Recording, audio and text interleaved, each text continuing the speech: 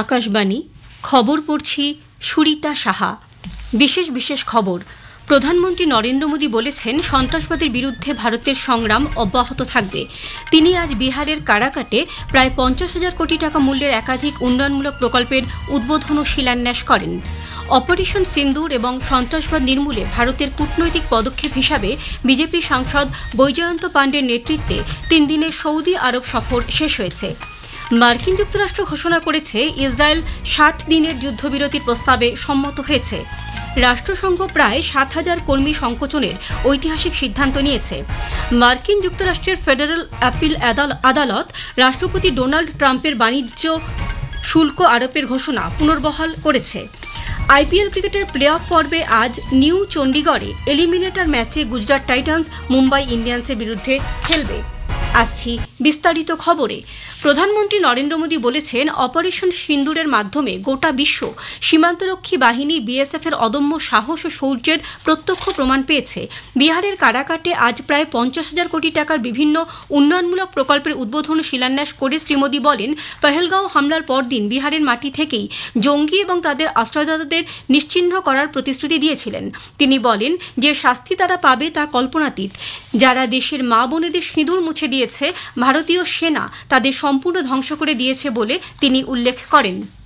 अभी पहलगाम में जम्मू कश्मीर में आतंकी हमला हुआ था, हमारे कितने निर्दोष नागरिक मारे गए। मैंने बिहार की धरती से देश को वादा किया था, बिहार की धरती पर आतंक के आकाओं के ठिकानों को मिट्टी में मिला दिया जाएगा।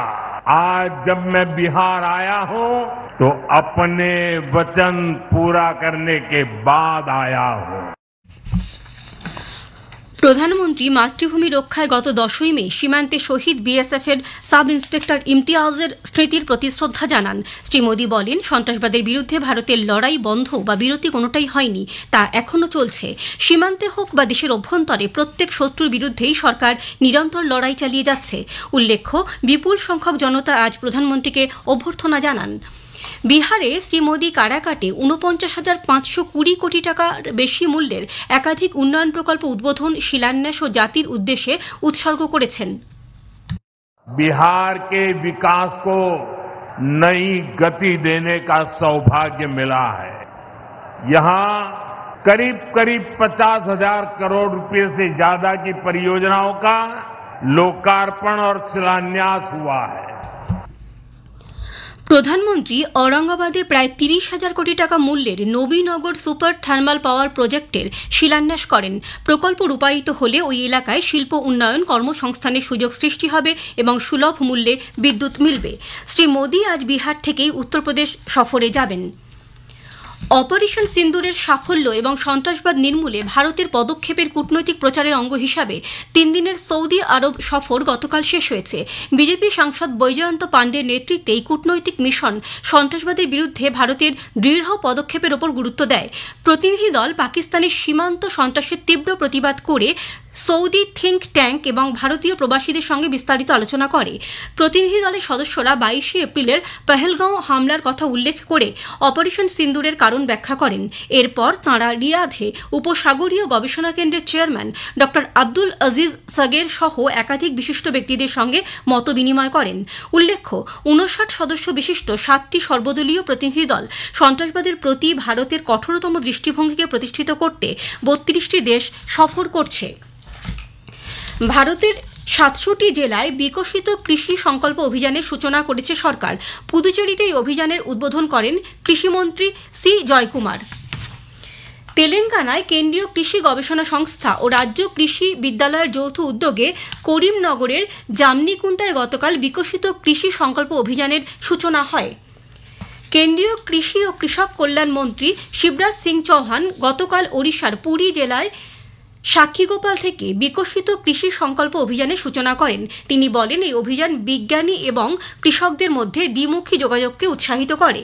ইতিমধ্যে উত্তরপ্রদেশ, উত্তরাখণ্ড, লাদাখ, নাগাল্যান্ড, পশ্চিমবঙ্গ সহ বিভিন্ন রাজ্য দেশব্যাপী বিকশিত কৃষি সংকল্প অভিযানে যোগ দিয়েছে। প্রতিরক্ষা মন্ত্রক munitions India limited MIL, armoured vehicles Nigam limited AVNL এবং ইন্ডিয়া অকটেল লিমিটেড IAL কে মিনিরত্ন ক্যাটাগরি 1 এর মর্যাদা দিয়েছে। প্রতিরক্ষামন্ত্রী রাজনাথ সিং মাত্র 3 বছরের মধ্যে লাভজনক কর্পোরেট সংস্থায় পরিণত হওয়ার জন্য এই 3টি প্রতিরক্ষা আন্ডারটেকিং সরকারি সংস্থাকে অভিনন্দন জানিয়েছেন। তিনি বলেন, এই সংস্থাগুলি লাভজনক সংস্থায় পরিণত হওয়ায় আগামী দিনে প্রতিরক্ষা সরঞ্জাম রপ্তানিতে গতি আসবে।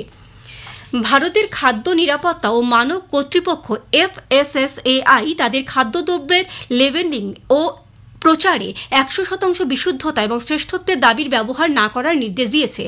FSSAI আজ এক নির্দেশিকা জারি করে জানিয়েছে, এই ধরনের শব্দ ব্যবহার করলে উপভোক্তারা বিভ্রান্ত হবেন।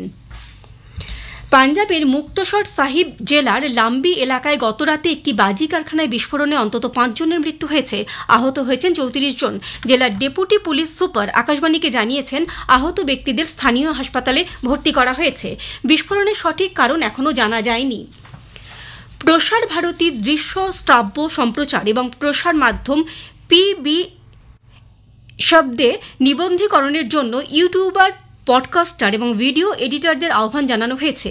কপিরাইটহীন মূল কন্টেন্ট যাতে সুরক্ষিতভাবে ব্যবহার করা যায় তার জন্য একটি সর্বজনীন উৎস হল PB শব্দ। ইউটিউবার এবং ভিডিও নির্মাতাদের জন্য বিনামূল্যে দেওয়া কন্টেন্ট 60টি এডিট ডেস্কের অধীনে এখানে পাওয়া যাবে। দূরদর্শন এবং আকাশবাণীর মতো বিশ্বস্ত সূত্রের তথ্য ভাণ্ডার সারা দেশের নিউজ পোর্টালগুলির মাধ্যমে হাতের নাগালে পেয়ে যাবে। এবারের স্পটলাইটের বিষয় অপারেশন সিঁদুর। সংসদীয় প্রতিনিধি দল অংশ নিয়েছেন বিশিষ্ট আইনজীবী দেবজিৎ সরকার, তার সঙ্গে কথা বলেছেন কল্যাণ লাহা। 3টি পর্বে বিভক্ত এই আলোচনার আজ রাত 8:30টায় সঞ্চয়িতা প্রচার তরঙ্গ এবং আকাশবাণী সংবাদের সোশ্যাল মিডিয়া প্ল্যাটফর্মে শোনা যাবে। এ খবর আপনারা শুনছেন আকাশবাণী থেকে। মার্কিন যুক্তরাষ্ট্র ঘোষণা করেছে ইসরায়েল 60 দিনের যুদ্ধবিরতির প্রস্তাবে সম্মত হয়েছে। যদিও গাজার যুদ্ধবিধ্বস্ত এলাকায় এখনও ইসরায়েল সামরিক অভিযান অব্যাহত রেখেছে। হোয়াইট হাউসের প্রেস সেক্রেটারি ক্যারোলিন লিভিট জানিয়েছেন, মার্কিন প্রেসিডেন্ট ডোনাল্ড ট্রাম্প এবং মধ্যপ্রাচ্য বিষয়ক মার্কিন বিশেষ দূত স্টিভ উইটকফ হামাসের কাছে একটি যুদ্ধবিরতির প্রস্তাব জমা দিয়েছেন। ইসরায়েল এতে সমর্থন জানিয়েছে। মার্কিন সূত্র অনুসারে জানা গেছে, এই প্রস্তাবে শুধু 60 দিনের যুদ্ধবিরতি নয়, 10 জন জীবিত পণবন্দীকে মুক্তি এবং 18 জন মৃত পণবন্দীর দেহ প্রত্যাবাসন করার কথাও রয়েছে। বাংলাদেশ ন্যাশনালিস্ট পার্টি চেয়ারপারসন তথা প্রাক্তন প্রধানমন্ত্রী খালেদা জিয়া বলেছেন, বাংলাদেশে গণতন্ত্রকে প্রতি পদে অবরুদ্ধ করা হচ্ছে। দলের প্রতিষ্ঠাতা ও প্রাক্তন রাষ্ট্রপতি জিয়াউর রহমানের 44তম মৃত্যুবার্ষিকী উপলক্ষে এক অনুষ্ঠানে গতকাল তিনি বাংলাদেশের নাগরিক, দলের নেতা এবং কর্মীদের দেশে গণতন্ত্র পুনঃপ্রতিষ্ঠার আহ্বান জানান। এর আগে গত বুধবার বাংলাদেশ ন্যাশনালিস্ট পার্টির কার্যনির্বাহী চেয়ারপারসন তারিক রহমান দলের কর্মকর্তাদের উদ্দেশ্যে চলতি বছরের ডিসেম্বরের মধ্যে নির্বাচন করানোর ডাক দেন। রাষ্ট্রসংঘ 6,900 মতো কর্মী সংকোচনের সিদ্ধান্ত নিয়েছে। এর ফলে তাদের বাজেটের 20% কমানো সম্ভব হবে।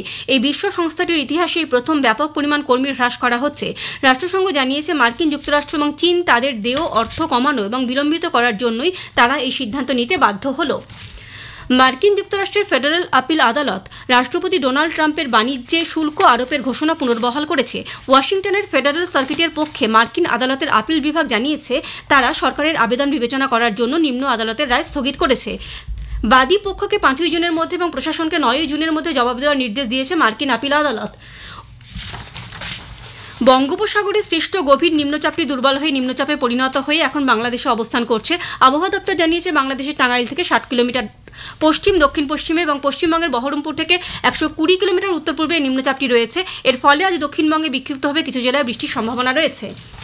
IPL ক্রিকেটের প্লে অফ পর্বে আজ নিউ চণ্ডীগড়ে এলিমিনেটর ম্যাচে গুজরাট টাইটান্স মুম্বাই ইন্ডিয়ান্সের বিরুদ্ধে খেলবে। খেলা শুরু হবে সন্ধ্যা 7:30টায়। শেষ করার আগে খবরের বিশেষ কিছু অংশ আরও একবার। প্রধানমন্ত্রী নরেন্দ্র মোদী বলেছেন, সন্ত্রাসবাদের বিরুদ্ধে ভারতের সংগ্রাম অব্যাহত থাকবে। তিনি আজ বিহারের কারাকাটে প্রায় 50,000 কোটি টাকা মূল্যের একাধিক উন্নয়নমূলক প্রকল্পের উদ্বোধন ও শিলান্যাস করেন। অপারেশন সিন্দুর এবং সন্ত্রাসবাদ নির্মূলে ভারতের কূটনৈতিক পদক্ষেপ হিসাবে বিজেপি সাংসদ বৈজয়ন্ত পাণ্ডের নেতৃত্বে 3 দিনের সৌদি আরব সফর শেষ হয়েছে। খবর শেষ হলো। এখন শুনুন স্থানীয় সংবাদ। আকাশবাণী কলকাতা। স্থানীয় সংবাদ পড়ছি নমামি বসুরুদ্র। নতুন করে পরীক্ষায় না বসার দাবিতে চাকরিহারা আন্দোলনকারীরা শিয়ালদা থেকে আজ নবান্ন পর্যন্ত মিছিলের ডাক দিয়েছে। এই মুহূর্তে শিয়ালদা স্টেশন থেকে শুরু করে ধর্মতলা চত্বর পর্যন্ত পরিস্থিতি অত্যন্ত উত্তপ্ত হয়ে রয়েছে। পরিচয়পত্র দেখে দেখে চলছে ধরপাকড়। আমাদের প্রতিনিধির একটি প্রতিবেদন। যোগ্যতার ভিত্তিতে পাওয়া চাকরিতে পুনর্বহালের দাবিতে মহা মিছিলের ডাক দিয়েছিলেন চাকরি হারানো যোগ্য শিক্ষক শিক্ষিকা ও শিক্ষাকর্মীরা। কিন্তু মিছিল শুরুর আগে শিয়ালদহ স্টেশনে চাকরি হারাদের ব্যাপক ধরপাকড় শুরু করে দেয় পুলিশ। শিয়ালদহ স্টেশন এবং মেট্রো স্টেশন চত্বরে বিশাল পুলিশ বাহিনী মোতায়েন করা হয়। বড় জমায়েত না হলেও বিক্ষিপ্তভাবে যেখানেই জমায়েত করতে দেখেছে পুলিশ, সেখানেই আন্দোলনকারীদের বেছে বেছে আটক করা হয়েছে।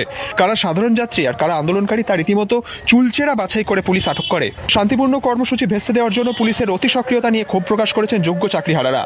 সুমন মুখোপাধ্যায়, আকাশবাণী সংবাদ, কলকাতা। এদিকে এক আন্দোলনকারী শিক্ষিকা মিছিলে যোগ দিতে গেলে পুলিশ তাকে পাকড়াও করে। সে সময় তার পায়ে লেগে রক্ত বেরোতে থাকে। আহত মহিলাকে মেডিকেল কলেজ হাসপাতালে নিয়ে যাওয়া হয়েছে। ডিসি সেন্ট্রাল জানিয়েছেন, ডোরিনা ক্রসিং থেকে এখনো পর্যন্ত 50 জনের বেশি আন্দোলনকারীকে গ্রেপ্তার করা হয়েছে। এইমাত্র খবর পাওয়া গেল, আন্দোলনকারীদের তরফে মেহবুব মণ্ডল জানিয়েছেন তাদের প্রায় সব নেতৃত্বকে পুলিশ গ্রেপ্তার করেছে। কর্মসূচি বদল করে তারা আপাতত বিকাশ ভবনের সামনেই অবস্থান স্থলে ফিরে যাচ্ছেন। সেখানেই তারা পরবর্তী কর্মসূচি ঘোষণা করতে পারেন। আগেই জানানো হয়েছে, সুপ্রিম কোর্টের নির্দেশ অনুসারে স্কুল সার্ভিস কমিশনের নিয়োগের জন্য আজ বিজ্ঞপ্তি জারি করেছে এসএসসি। সুপ্রিম কোর্ট 31 মে এর মধ্যে নিয়োগের বিজ্ঞপ্তি জারি করার নির্দেশ দিয়েছিল। 16 জুন থেকে অনলাইনে আবেদন জানানো যাবে। আবেদন জানানোর শেষ তারিখ 14 জুলাই। সেপ্টেম্বর মাসের প্রথম সপ্তাহে নিয়োগের লিখিত পরীক্ষা হবে। স্বাস্থ্য দপ্তরে বদলির নির্দেশের বিরুদ্ধে হাইকোর্টের দ্বারস্থ হয়েছেন আরজিকর আন্দোলনের অন্যতম মুখ ডাক্তার দেবাশিস হালদার ও আশফাকুল্লা নাইয়া। মেরিট লিস্ট অনুযায়ী কাউন্সেলিং এর পর সেই তালিকা না মেনে উদ্দেশ্য প্রণোদিতভাবে তাদের অন্যত্র বদলি করা হয়েছে বলে অভিযোগ। এই সিদ্ধান্তকে প্রতিহিংসামূলক বলে দাবি করে আজ বিচারপতি পার্থসারথী চট্টোপাধ্যায়ের অবকাশকালীন বেঞ্চে দৃষ্টি আকর্ষণ করেছেন তারা। বিচারপতি মামলা দায়ের করার অনুমতি দিয়েছেন। আগামী 5 জুন এই মামলার শুনানি।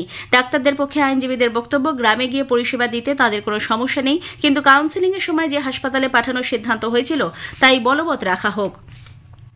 এদিকে বদলি হওয়া 3 সিনিয়র রেসিডেন্ট ডাক্তারের মধ্যে আজ আদালতের দ্বারস্থ হওয়া দেবাশিস হালদার এবং আশফাকুল্লা নাইয়া নতুন কাজে যোগ দেওয়ার কথা জানিয়েছেন। দেবাশিস বলেন, কাজে যোগ দিলেও এই সিদ্ধান্তের বিরুদ্ধে তাদের আইনি লড়াই চলবে। গ্রামের মানুষকে সেবাদানের উদ্দেশ্যেই সংশ্লিষ্ট হাসপাতালগুলিতে তারা কাজ করবেন। নতুন কর্মস্থলে রাজ্যের স্বাস্থ্য ব্যবস্থার ত্রুটি বিচ্যুতিও তুলে ধরা হবে। অন্যদিকে ডাক্তার অনিকেত মাহাতো অবশ্য নতুন জায়গায় যোগ দিচ্ছেন না, তবে তিনি কোনো স্টাইপেন্ড নেবেন না বলেও জানিয়েছেন। ডিএ আন্দোলনের সংগ্রামী যৌথ মঞ্চের সদস্য সুদীপ চন্দকে 27 মে কলকাতা থেকে আলিপুরদুয়ারে বদলির নির্দেশ দেওয়া হয়েছে। সেই বদলির নোটিশকে চ্যালেঞ্জ জানিয়ে কলকাতা হাইকোর্টের দ্বারস্থ হয়েছেন তিনি। হাইকোর্টের দৃষ্টি আকর্ষণ করে মামলা দায়ের করার অনুমতি চাওয়া হলে অনুমতি দেন বিচারপতি তীর্থঙ্কর ঘোষ ও বিচারপতি স্মিতা দাসদের ডিভিশন বেঞ্চ। উত্তর সিকিমে বেড়াতে গিয়ে মর্মান্তিক গাড়ি দুর্ঘটনায় একজনের মৃত্যু হয়েছে, আরও অন্তত 8 জন নিখোঁজ। সরকারি সূত্রে জানা গেছে, গত সন্ধ্যায় গুরুদম্বার লেক থেকে ফেরার পথে চুংথাং ও মুন্সিথাং এর মাঝে পর্যটকবাহী একটি গাড়ি নিয়ন্ত্রণ হারিয়ে প্রায় 1000 ফুট নিচে তিস্তা নদীতে পড়ে যায়। গাড়িতে চালক সহ মোট 11 জন যাত্রী ছিলেন। মৃতের সংখ্যা বাড়তে পারে বলে আশঙ্কা করা হচ্ছে। বঙ্গোপসাগরে সৃষ্ট গভীর নিম্নচাপটি দুর্বল হয়ে নিম্নচাপে পরিণত হয়ে এখন বাংলাদেশে অবস্থান করছে। এদিকে গতকালই উত্তরবঙ্গে দক্ষিণ পশ্চিম মৌসুমী বায়ু প্রবেশ করেছে। আমাদের প্রতিনিধির একটি প্রতিবেদন। আবহাওয়া দপ্তরের পূর্বাভাস মতোই এবার সময়ের বেশ কিছুটা আগেই বর্ষা প্রবেশ করলো পশ্চিমবঙ্গে। উত্তরবঙ্গে ইতোমধ্যেই দক্ষিণ পশ্চিম মৌসুমী বায়ু প্রবেশ করেছে বলে জানিয়েছেন আবহাওয়া দপ্তরের পূর্বাঞ্চলীয় প্রধান ডক্টর সোমনাথ দত্ত। মনসুন আরো ফার্দার অ্যাডভান্স করেছে, সিকিম কভার করে গেছে, সাউথ হিমালয়ান ওয়েস্ট বেঙ্গলের কিছু পোর্শন কভার করেছে, আর নর্দার্ন লিমিট অফ মনসুন যেটাকে বলে সেটা আমাদের বালুরঘাট স্টেশনের ওপর দিয়ে পাস করেছে। আমরা দক্ষিণ দিনাজপুর দিয়ে যদি পাস করা তাহলে তার উপরে যে জেলাগুলো আছে ওগুলো কভার করে গেছে। এর প্রভাবে উত্তরবঙ্গের জেলাগুলিতে ভারী থেকে অতি ভারী বর্ষণের সম্ভাবনা রয়েছে। এদিকে 27 তারিখ যে নিম্নচাপ তৈরি হয়েছিল বঙ্গোপসাগরে তা গতকালই অতি গভীর নিম্নচাপে পরিণত হয় এবং পশ্চিমবঙ্গ ও বাংলাদেশের উপকূল অতিক্রম করে। এর প্রভাবে আজ দক্ষিণবঙ্গের প্রায় সব জেলাতেই বৃষ্টির সম্ভাবনা রয়েছে। কাশফির নাহার, আকাশবাণী সংবাদ, কলকাতা। গভীর নিম্নচাপ ও অমাবস্যার কোটালের জেরে সুন্দরবনের নদী ও সমুদ্র বাঁধের ব্যাপক ক্ষতি হয়েছে।